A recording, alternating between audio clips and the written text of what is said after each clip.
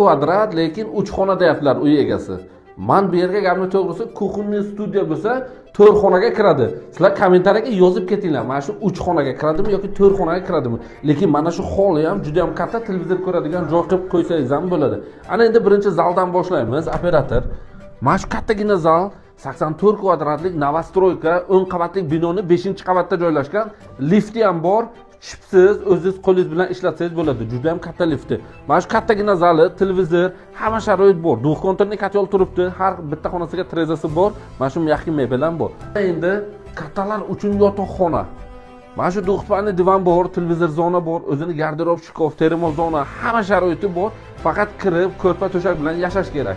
Mana bu birinchi xona, ikkinchi xona, bolalar uchun yotoqxona, uchinchi xona.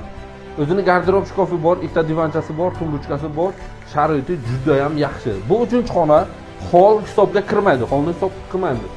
Mana bu esa 4-xonaga kiradi, chunki kuxunni mana shu yerdan ограничение agar bo'lib qo'ysangiz, novostroykani mana shu yana bitta xonaga kiradi. Kuxunniy studiya deyiladi, yevropeyskiy 84 kvadrat, narxi esa 94500. Yana sunnatiga muvofiq ozgina savdosi ham bor.